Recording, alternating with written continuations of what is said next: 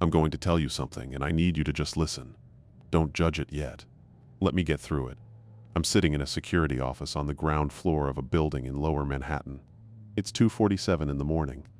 I've worked the night shift here for almost 2 years. And tonight is different. Tonight something changed. I can feel it. I don't know how to explain what feel it means. It's like the building shifted a quarter of an inch to the left, and everything looks the same, but nothing sits right anymore. I'll get to that. Let me start with how I ended up here. Not just in this building in New York. I came from Cairo. Born there, raised there, lived my whole life in Daki, which is a neighborhood on the west side of the Nile. My family had an apartment on the 7th floor of a building that looked exactly like every other building on the street. Concrete, a little cracked, laundry on the balconies. You could hear the neighbors through the walls, every argument, every prayer, every TV show. There was no such thing as privacy. Everything was shared whether you wanted it to be or not. I left 3 years ago, came to New York on a work visa, stayed with a cousin in Astoria for the first few months, and eventually found this job, night security. 11 at night until 7 in the morning, 5 nights a week. People ask me why nights. They assume it's because of the pay differential, and yeah, that's part of it. But honestly, I couldn't sleep anyway. Hadn't been sleeping well for a while before I left Cairo, since Nadia. I should explain that. Nadia was my fiancée. We'd been together for 3 years, engaged for the last 8 months of that. She was, I don't know how to describe her without it sounding like I'm building a shrine. She was specific, that's the word. She had specific opinions about everything.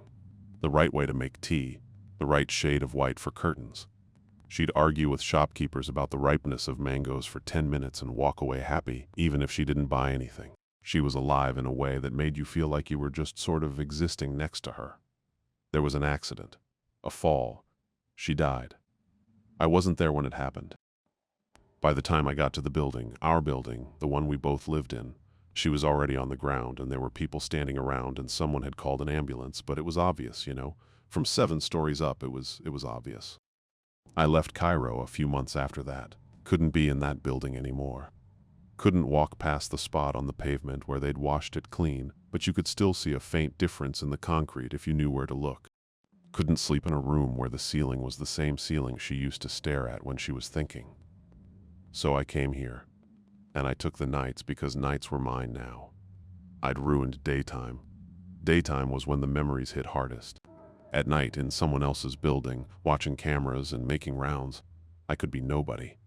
Just a guy with a flashlight and a set of keys. That was the plan, anyway. The building. I should tell you about the building. It's on William Street, a few blocks from the East River. Pre-war construction.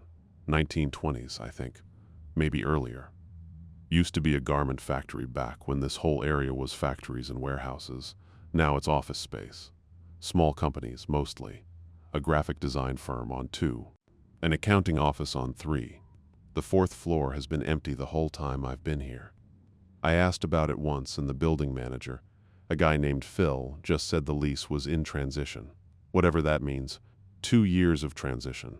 At night the building is mine. The last employees usually leave by 8 or 9.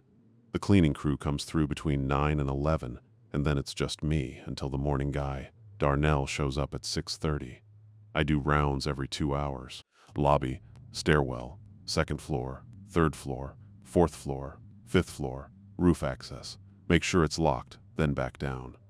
Takes about 40 minutes if I'm being thorough. The rest of the time I'm in the security office watching 6 camera feeds and trying to stay awake. The building talks at night. Every old building does. Pipes settling, the elevator shaft catching a draft and making this low sound, almost like breathing. The radiators clicking even in the middle of summer. You get used to it. After a few weeks, you stop hearing it entirely. It becomes the background texture of your night, like the sound of your own heartbeat. I got used to all of that within the first month. It didn't bother me. Nothing about the building bothered me at first. The first time something felt wrong was about 4 months in. October, I think. Early October. I was doing my 1 a.m. round. 2nd floor, fine. 3rd floor, fine.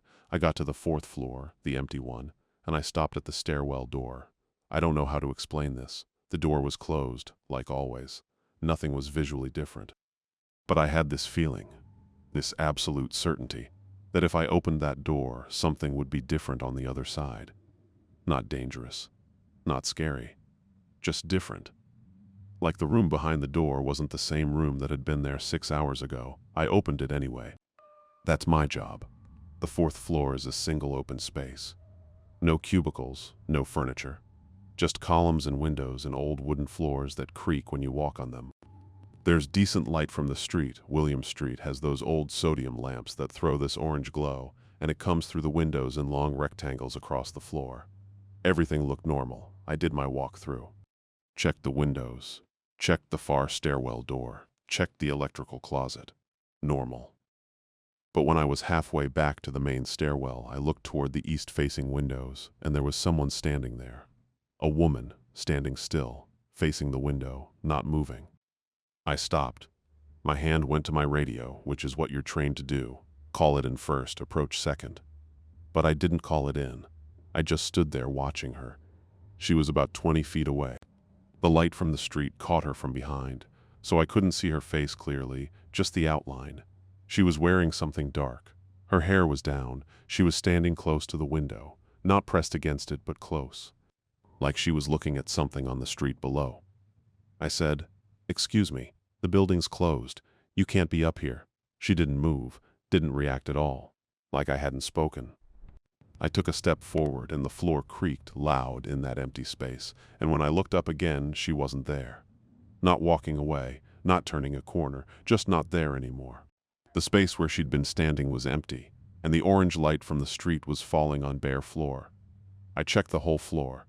Both stairwells, the elevator, not running. There was nowhere for someone to go that fast, that quietly. I went back to the security office and pulled up the camera for the fourth floor. Nothing. The footage showed an empty room, at the timestamp where I'd been standing there looking at her. The camera showed me standing there looking at nothing. I told myself it was fatigue. I'd been sleeping maybe 3-4 hours during the day at that point. Fragmented sleep, full of dreams I didn't want to have. Of course I was seeing things, of course my brain was putting a figure in an empty room. That's what sleep deprivation does. I believed that for about 2 weeks. She came back. Same floor, same windows, same position. Standing, facing the glass, looking down at the street. The second time was during my 3 a.m. round. I came through the stairwell door and she was there. Same spot, same posture. This time I didn't say anything. I just stood in the doorway and watched her. I counted in my head. 1, 2, 3, 4. Trying to establish that this was real, that I was conscious, that I was actually seeing what I was seeing. I got to 11 before she faded. Not disappeared, faded. Like the contrast on a screen being slowly turned down until the image isn't there anymore. The space she occupied just gradually became empty. The third time, a week later, she was closer to the stairwell, maybe 15 feet from the door instead of 20. Same position, same direction. I noticed something new. Her hands were at her sides and her fingers were slightly curled, like she was holding something invisible or like she'd just let go of something. By the 5th or 6th time, I'd stopped being afraid. That probably sounds strange, but the thing about fear is that it requires surprise, and she was becoming predictable. Always the fourth floor. Always the east-facing windows. Always at night. Always during my rounds. She appeared. She stood. She faced the glass. And eventually she wasn't there anymore. She never acknowledged me. Never moved toward me. Never did anything threatening. I started to think of her as part of the building. The way the pipes talked and the elevator breathed and the radiators clicked. She was just another sound in the building's nighttime language. Something that was there because old buildings in Manhattan have things in them. And if you work the night shift long enough, you see them. Where I'm from, back in Cairo, nobody pretends this kind of thing doesn't exist. Buildings have residents you can't see. Certain places hold on to certain people. My grandmother used to say that the dead don't leave a place until they've finished what they came to do. I never asked her what she meant by finished. I think I was afraid of the answer. The point is, I wasn't panicking. I was coexisting. She had her floor and I had mine, and every night we shared the building the way two tenants share a wall, aware of each other, not quite touching. That worked for almost a year. And then it stopped working. I need to say something about Nadia, because I think it matters, and I think I was being too careful about it before. She didn't just fall. She did fall. That's what happened physically. She fell from the roof of our building in Daki. 7 floors. But it wasn't a random accident. She didn't trip over a ledge while hanging laundry. She'd been going through something. Depression, I think, though we didn't use that word. In Cairo, in our circle, you didn't say depression. You said someone was tired, or having a hard time, or not herself lately. Nadia had been not herself for months. She stopped arguing with shopkeepers. She stopped having opinions about curtains. She'd sit in the apartment and stare at the wall, and when I asked her what was wrong, she'd say nothing in a voice that was so flat it barely registered as sound. I tried. I want you to know that. I tried to reach her. But I was 26, and I didn't know what I was doing, and honestly, I was frustrated with her. Because she used to be this force, this specific, opinionated person, and now she was just absent. Present in the room, but absent from herself. And I started pulling away. Not consciously. I just started finding reasons to be somewhere else. Work ran late. Friends needed me. There was always somewhere to be that wasn't next to her on the couch, watching her stare at nothing. The night she died, we'd had an argument. Earlier in the evening, not right before it happened. She wanted to talk about something, I don't remember what, and I told her I was tired and it could wait. She looked at me in a way that I think about almost every night, like she was trying to measure something, like she was weighing whether it was worth saying what she wanted to say. She didn't say it. She went to the other room. I went to bed. The next thing I remember is the sound, the shouting from the street, the neighbors running the ambulance, my cousin pounding on the door. I wasn't on the roof, I was in bed. That's what happened.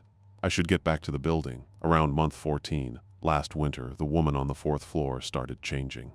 The first change was small. She wasn't always by the same window anymore. Sometimes she was by the window 1 column over. Sometimes she was in the center of the floor, away from the glass. Still standing, still facing the same direction. East, always east. But mobile now, not fixed. The second change was worse. She started being there when I wasn't doing rounds. I'd be in the security office at 1:30 in the morning, eating a sandwich, watching the monitors, and I'd glance at the 4th floor feed and she'd be there. Standing in the frame, facing the camera, facing me. The cameras on that floor are positioned at the stairwell entrances, pointing inward. So I'd never seen her face before. She was always facing the windows away from the cameras. But now she was facing east, and the camera was on the east wall, and she was looking directly into it. I couldn't make out her face. The camera quality is terrible, grainy, low resolution, that washed-out look night vision gives everything. But I could see enough to know she was looking at the lens, at me. Through the screen, I replayed the footage the next day. She wasn't there. Same timestamp, same camera, just an empty floor, so she existed in real time but not in recordings. I didn't know what to do with that information. I filed it the same place I file everything I don't understand. Somewhere deep, behind a locked door in my own head with all the other things I've decided not to think about. The third change, the one that actually got to me. She started to look familiar. It happened slowly. The first few times I noticed it, I told myself I was projecting. When you see a shape often enough, your brain starts mapping it onto something you know. That's just pattern recognition. It doesn't mean anything. But the resemblance kept getting sharper. The height, the way she held her shoulders slightly forward, like she was bracing for something. The hair, the way it fell. The posture of someone who was looking down from a height, not at the street, but at the drop itself, like she was measuring the distance. She looked like Nadia. Not exactly, I need to be clear about that. It wasn't a perfect copy. It was more like, you know when you see someone from behind in a crowd and for half a second your heart stops because you think it's someone you know? It was that. That half second of recognition stretched out across an entire floor of an empty building. I told myself it was grief. Unprocessed grief doing what unprocessed grief does, putting Nadia's face on every shadow, every absence. My brain was trying to keep her alive the only way it could. I almost believed that. Darnell is the morning guy. He shows up at 6:30. I hand off the keys. We overlap for about 15 minutes. He's from the Bronx, mid-50s, been doing security work for 20 years. He's not a talker. Neither am I. Usually we exchange about 6 sentences. What happened during the night? Anything unusual? Whether the heat is working. That's it. One morning in February, Darnell looked at me longer than usual. I was putting on my jacket. getting ready to leave, and he just studied me, like he was reading something on my face. "You sleeping at all?" he asked. "Some," I said. "You look like you're carrying something." I didn't answer. I didn't know how to answer that without opening a door I needed to stay closed. He let it go, but a few days later, he brought something up. The cleaning crew, 3 women from a company called Premier Services, they come through between 9 and 11, had said something to him. They'd heard a sound on the 4th floor. While they were cleaning the 3rd floor, directly below, they heard footsteps above them, walking back and forth, and then a sound one of them described as a woman calling out. Not screaming, not a word, just a sound, like someone trying to speak but not having the voice for it. I asked them if they went up to check, Darnell said. They said no. They said the 4th floor gives them a feeling. What kind of feeling? I asked. The kind that keeps you from going up there. I nodded. Didn't say anything else. Didn't tell him about the woman I'd been seeing for 14 months. Didn't tell him about the resemblance. Didn't tell him about Nadia. There's a reason I didn't tell him. It's the same reason I haven't told anyone. Because once you say it out loud, it becomes real in a way you can't take back. And right now, as long as it stays inside me, I can still maintain the possibility that it's nothing. That I'm tired, that buildings make sounds and shadows play tricks, and old places have old energy, and none of it means anything personal. If I say I think the spirit of my dead fiancé is on the 4th floor of my building, if I actually say those words, then I'm either crazy or I'm telling the truth, and I don't know which one is worse. March, the spirit, I'm going to start calling her that, because I don't have a better word, started doing something new. Objects moved, small things. I'd do my 1 a.m. round on the 4th floor and find a piece of paper on the floor near the east windows. Just a blank page, like it had fallen from a desk. Except there are no desks on the 4th floor. There's nothing on the 4th floor. The next night, the paper would be in a different spot, closer to the stairwell, closer to me.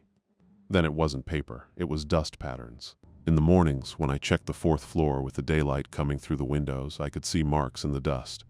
Not footprints. I checked, I got on my hands and knees and looked, but disturbances. Lines, like someone had drawn a finger through the dust on the floor.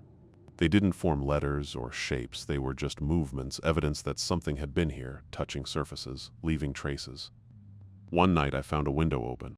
The 4th floor windows are old casement style. They have latches that you need to turn with some force. They're painted over and stiff. I check them every round. They're always latched, always. This one was open about 4 inches. Cold air was pouring through it. And the latch was turned to the open position. Deliberately, the way you'd open it, if you wanted to stand by the window and feel the air on your face. The way Nadia used to open the windows in our apartment in Doki, because she said the apartment was suffocating her and she needed to breathe. I closed the window, latched it, went downstairs, sat in the security office, stared at the monitor showing the 4th floor. And for the first time I thought, what if this isn't random? What if this isn't a building with old energy or a night guard with bad sleep? What if this is specific? What if this is aimed? What if whatever is on the 4th floor isn't just haunting the building? It's haunting me. I need to backtrack. I need to correct something I said earlier, and I'm telling you this because I think you need the real version, not the version I've been rehearsing for 3 years. I said I was in bed when Nadia died, that I heard the shouting and the ambulance and my cousin pounding on the door. That's the version I told everyone. My family, her family, the police. It's the version I told myself so many times that it started to feel true in my mouth. The way a word stops sounding like a word if you repeat it enough. Here's what actually happened. I wasn't in bed. I was in the apartment. Yes, but I wasn't sleeping. We'd had the argument. That part was true. She wanted to talk, and I said I was tired, and she went to the other room. But I didn't go to bed. I sat in the kitchen. I was angry, not at her, not exactly at the situation. At the weight of being the person responsible for someone who was disappearing into herself. At the guilt I already carried for all the evenings I'd left her alone. I heard the door to the apartment open. I heard her footsteps in the hallway. I heard the stairwell door, the one that leads to the roof, open and close. I knew where she was going. We both knew what the roof meant. She went up there sometimes when things were bad. She'd stand at the edge and look down, and I don't know what she thought about up there. But every time she came back down, she seemed a little further away. Like each visit took something from her. I should have followed her. I should have gone up those stairs. I should have opened that door and walked onto the roof and said, "I'm sorry. Let's talk. I'm here. I'm not going anywhere." I stayed in the kitchen. I stayed in the kitchen and I listened and I waited and I told myself she'd come back down like she always did. I told myself she just needed air. I told myself it wasn't my responsibility to chase her every time she... And then the sound. It wasn't what I expected. In movies, falls are loud. This was almost quiet. A rush of air, then a single dull sound from below, then nothing, then the shouting started. I sat in the kitchen for I don't know how long.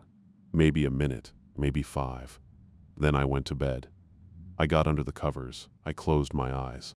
And when my cousin knocked on the door, I made sure I looked like someone who'd just woken up. That's what happened. That's the real version. I was awake. I heard her leave. I knew where she was going. And I stayed in the kitchen because some part of me, some exhausted, resentful, dark corner of me thought, let her go.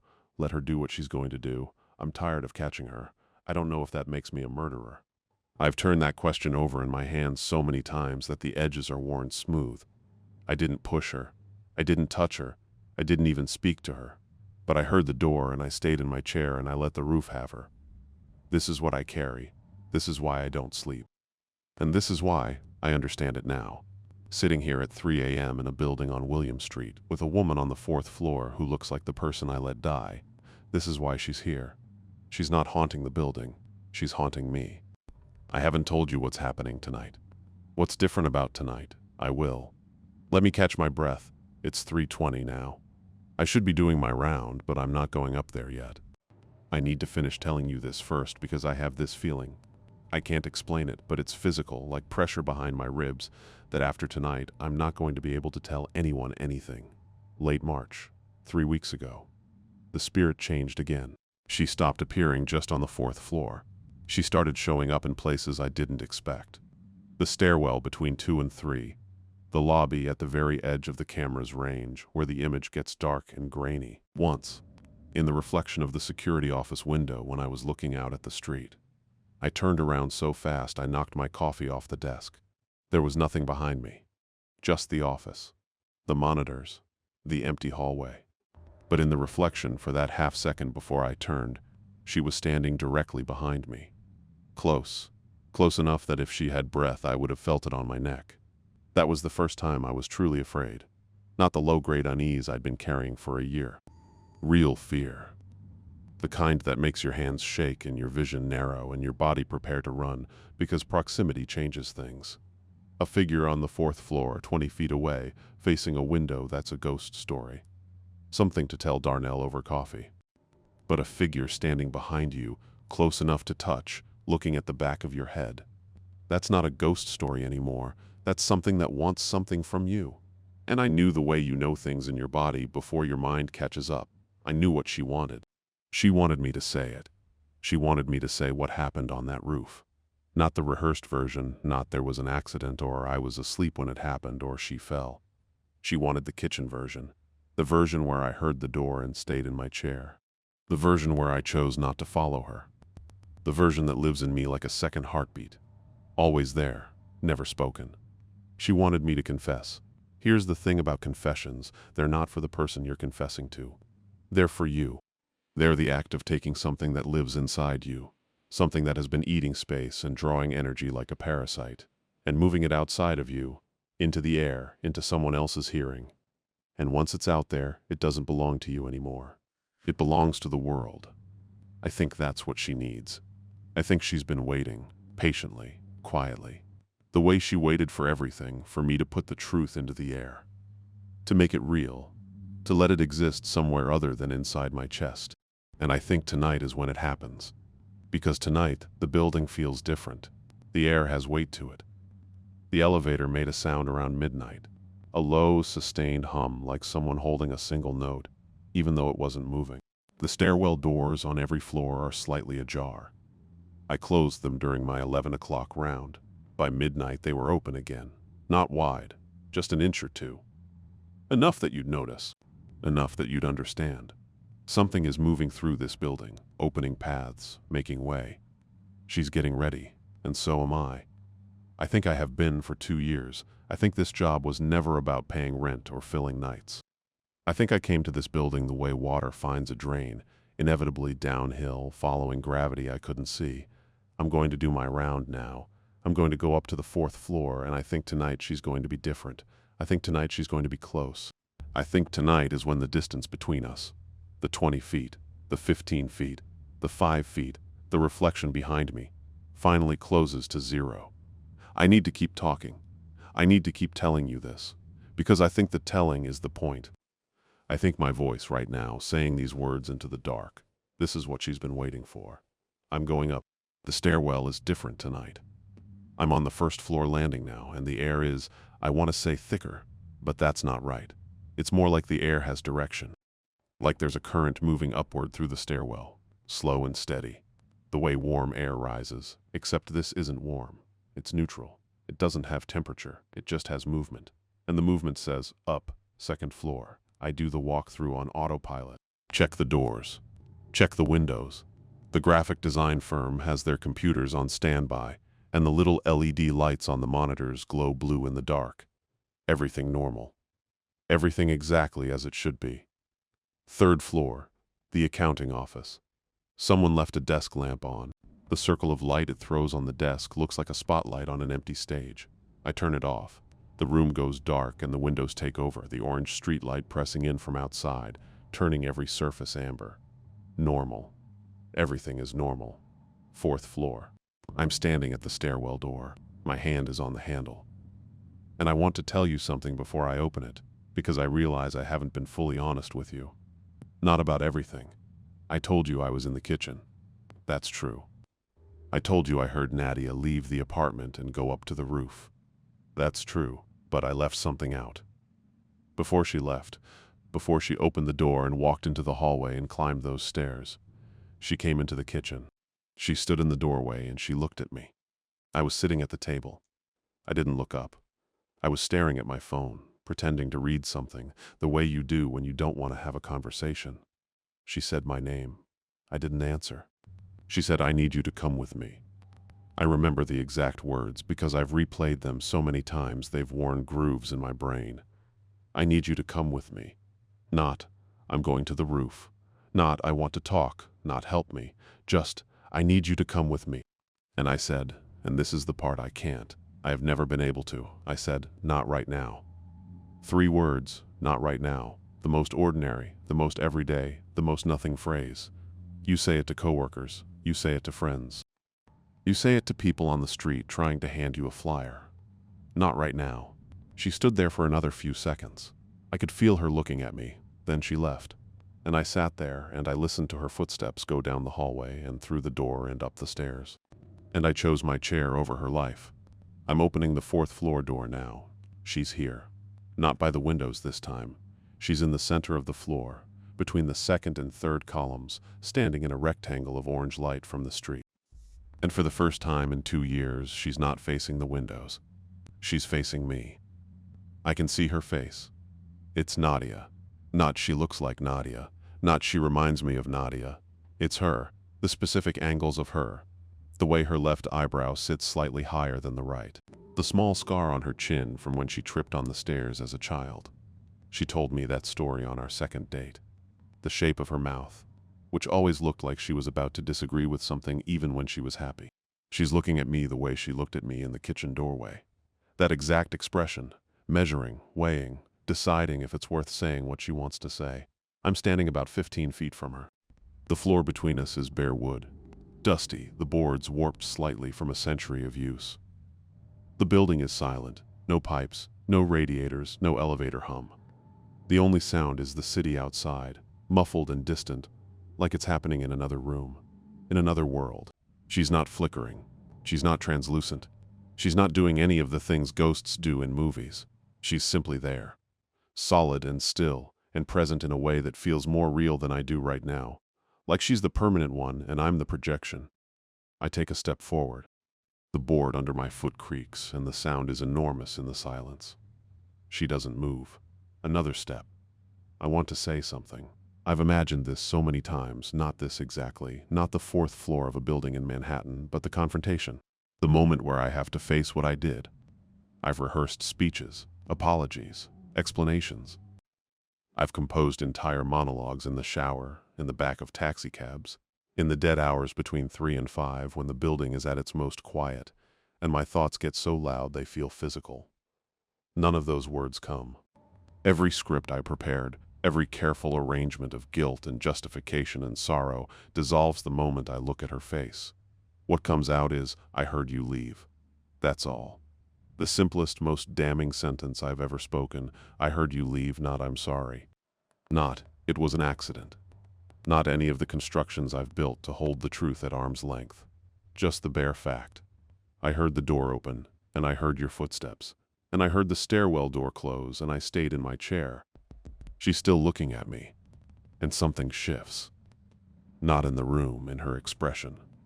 The measuring look changes. It becomes, I don't have the right word, recognition, acknowledgement, like she's been waiting for those 4 words for 3 years, and now that she has them, something inside her can finally move. She raises her hand, slowly, palm up, the way she used to reach for me when she wanted me to come closer. A gesture so familiar it hits me in the stomach, and behind her, in the windows, in the glass, I see something. It's the roof, not this building, the roof in Dawkey, Cairo. 7 floors up. Concrete, low walls around the edge with rusted railing that everybody in the building knew wasn't safe. We complained to the landlord. He said he'd fix it. He never did. I'm seeing it in the glass the way you see a reflection, except this isn't reflecting anything in this room. The window is showing me a place 8,000 miles away, 3 years ago on a night when the air was warm, and the city was loud, and Nadia climbed the stairs because she needed air and she needed me to come with her, and I said not right now.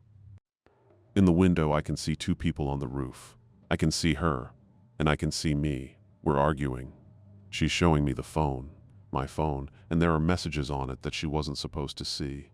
Messages from a woman at my office. It's not, I want to explain. It wasn't, it was stupid and brief, and it was already over by the time Nadia found it. But that doesn't matter, does it? The messages existed.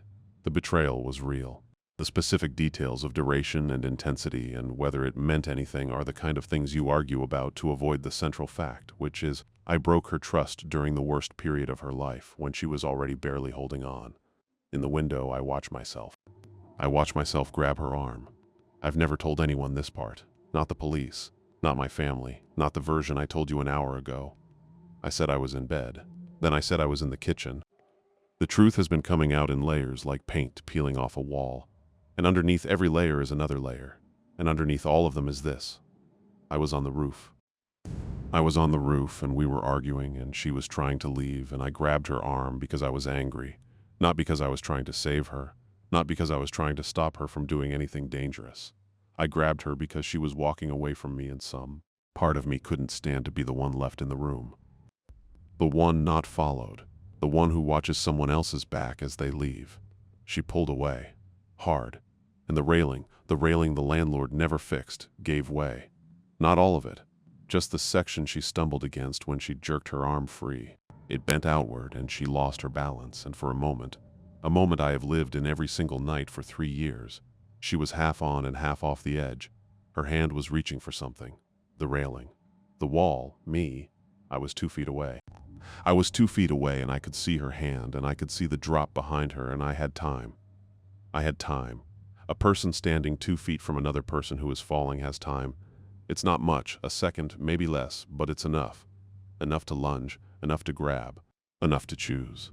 I didn't choose, I stood there. The same way I would sit in the kitchen later, after I went back downstairs and reconstructed the scene in my mind as something that happened to me instead of something I participated in. I stood there the way I've been standing in this building for 2 years. Still, watching, not reaching. And she went over. In the window, I watch it happen. The reflection shows what I already know. Her hand reaching my hand at my side. The gap between them 2 feet, maybe less, that I did not cross.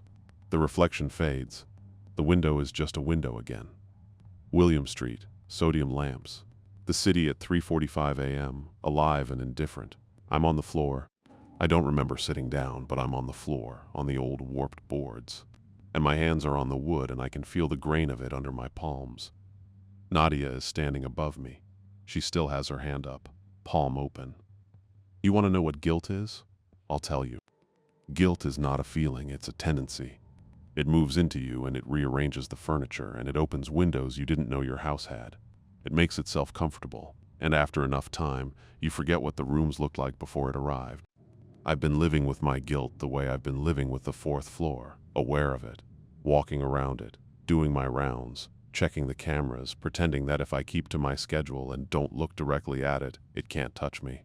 But it was never contained to the fourth floor. It was never just a figure by the window. It was the reason I came to this building in the first place. It was the reason I chose nights. It was the reason I couldn't sleep and the reason I stopped trying and the reason I sat in this office watching monitors instead of lying in a bed where the ceiling would remind me of a different ceiling in a different country. I built a life around avoiding this moment, and the life I built led me straight to it.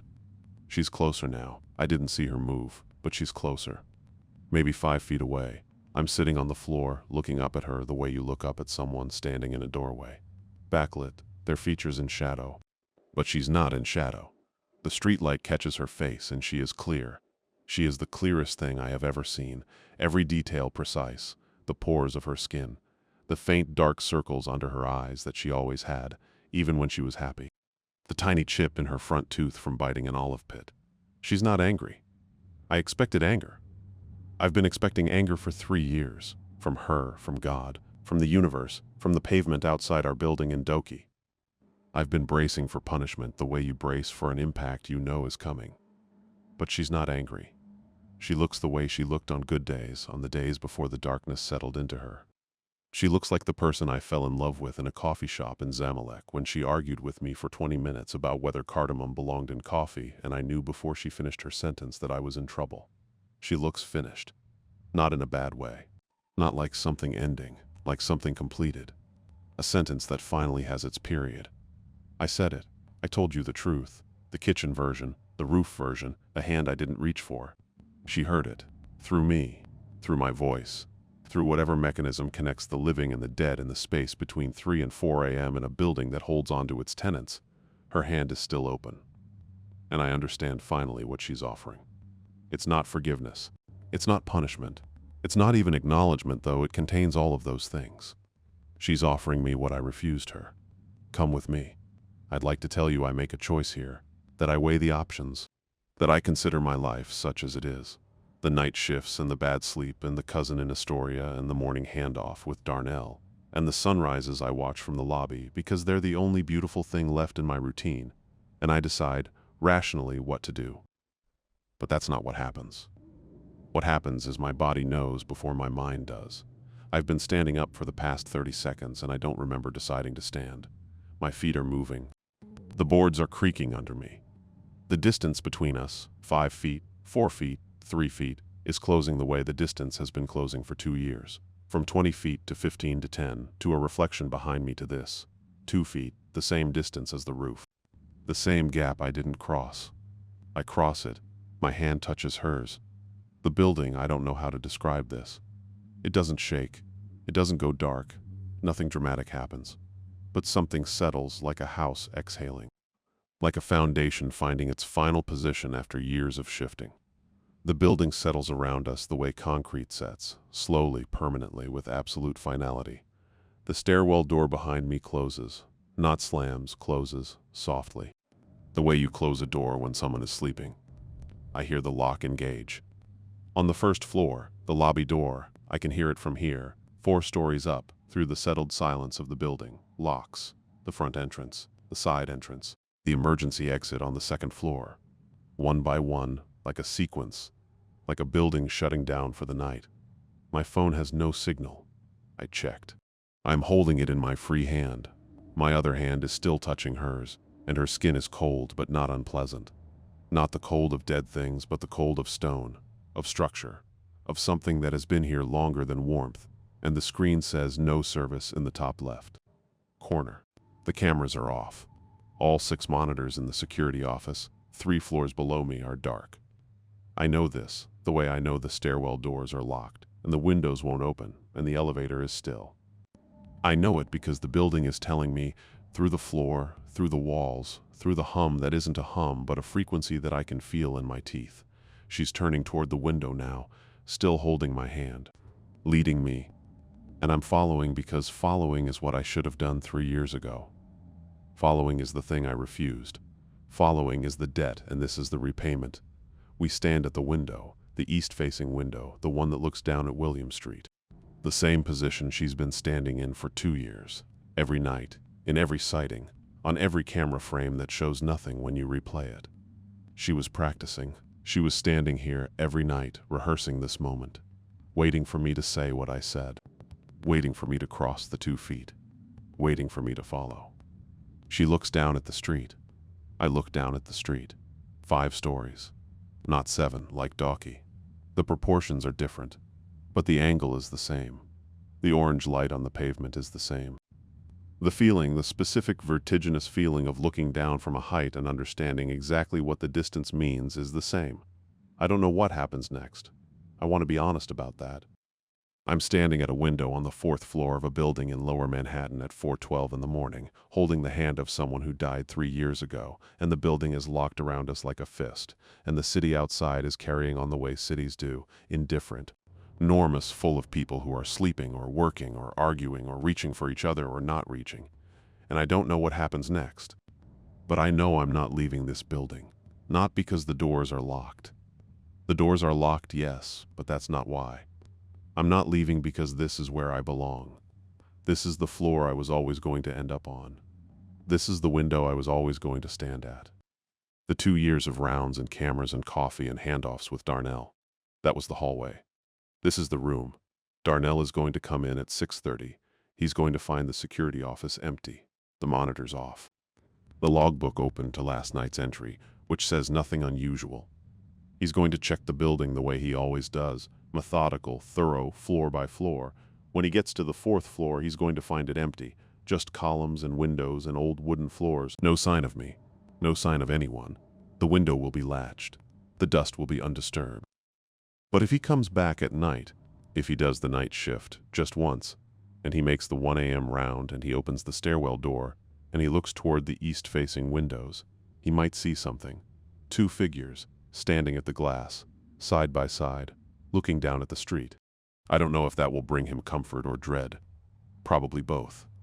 That's how these things work. The same image can be a love story or a horror story depending on whether you know what the people in it did to each other. I can feel the building settling deeper. The hum in the floor is lower now, slower, like a heartbeat at rest. The street outside is getting quieter, or I'm getting further from it. The distance between me and the world is increasing, not in feet, but in something else, something that doesn't have a unit of measurement. Relevance, maybe. Connection. The threads that tie a person to the living world, job, routine, name, face, voice, are thinning, one by one, the way a rope frays. She's still holding my hand. I think I understand now what my grandmother meant when she said the dead don't leave a place until they've finished what they came to do. She wasn't talking about the dead, she was talking about the living. The living are the ones who can't leave. The living are the ones with unfinished business. The dead are just waiting for us to catch up. Nadia finished what she came to do. She came for my confession. She came for the truth I buried under 3 years of rehearsed versions and changed details, and a kitchen that was really a roof, and a sleep that was really a silence I chose. And now that she has it, now that the truth is in the air, outside of me, belonging to the world instead of rotting in my chest, she's done, and I'm done, and the building is closing around us like a book returning to its shelf. I want to say one more thing. Not to you, I don't think you can hear me anymore. I think this voice I'm using is already becoming part of the building's nighttime language, the same way the pipes and the elevator shaft and the radiators are. Another sound in the background. Another frequency for the night shift to get used to. But if you're listening, if this reaches someone somehow through the walls, through the wires, through whatever channel carries the voices of people who used to be here, I want you to know this. When someone asks you to come with them, go. When someone reaches for you, reach back. When you're sitting in a kitchen or a car or a security office or anywhere in the world, and someone you love says your name and waits for you to look up. Look up. Because the distance between where you are and where they need you to be is never more than 2 feet. And 2 feet is nothing. 2 feet is a single step. And a single step is the difference between everything and this. Between a life and a window. Between a hand in the air where a hand used to be. It's almost 5 now. The sky outside is starting to change. Not lighter, not yet, but less dark. The quality of the black is shifting towards something. Dawn is coming the way it always comes in Manhattan, gradually, then all at once. The buildings catching the light from east to west like dominoes falling in reverse. I won't be here when it arrives, not because I'm leaving, because daylight is not where I live anymore. I live in the hours between 11 and 7. I live in the rounds and the stairwells and the fourth floor. I live in the hum of a building that holds onto its tenants. She's letting go of my hand now, not pulling away, releasing, gently. The way you set something down when you're done carrying it. She turns from the window. She walks toward the center of the floor, and she does what she's been doing every night for 2 years. She fades. The contrast lowers, the image softens. The space she occupied becomes empty, and the orange light from the street falls on bare wood. But this time I fade with her. I can feel it. The edges of me going soft, the boundary between my body and the room becoming less certain. My hand, the one she was holding, is still extended, palm open, reaching for something that isn't there anymore. 2 feet of empty air, just like the roof. The building is quiet. The city is waking up. Somewhere in the Bronx, Darnell is putting on his jacket, checking his phone, starting his morning the way he starts every morning. He'll take the subway to Fulton Street. He'll walk to William Street. He'll unlock the front door with his key and step into the lobby and call out my name the way he always does. One word, casual, expecting a response. He won't get one. He'll check the security office. Empty. He'll check the logbook. Normal. He'll do a walkthrough, 2nd floor, 3rd floor, 4th floor, and he'll find nothing. No sign of anything unusual. No evidence that anything happened here between midnight and dawn. Maybe he'll report it. Maybe they'll look into it. Maybe someone will check the cameras and find hours of empty rooms on every floor, every monitor, the whole night. A building alone with itself. Or maybe he won't report it. Maybe he'll just do his shift and hand off to the afternoon guy and go home and not think about it too hard.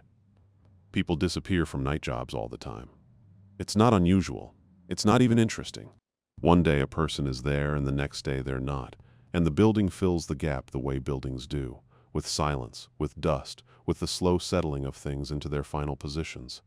If you're ever in Lower Manhattan on William Street, walk past the building. You'll know which one. It looks like every other pre-war building on the block. Stone facade, old windows, a fire escape climbing the east side like a metal vine. During the day, it's nothing. Office workers going in and out. Delivery trucks. The ordinary machinery of a city being a city. But at night, late, after the cleaning crew has left, and the lights have gone off, floor by floor, and the building has settled into its own breathing. Look up at the 4th floor. East-facing windows. Orange light from the street. If you see 2 figures standing there side by side, looking down, keep walking. Don't stop. Don't try to make out their faces. You wouldn't recognize them anyway. They're just part of the building now.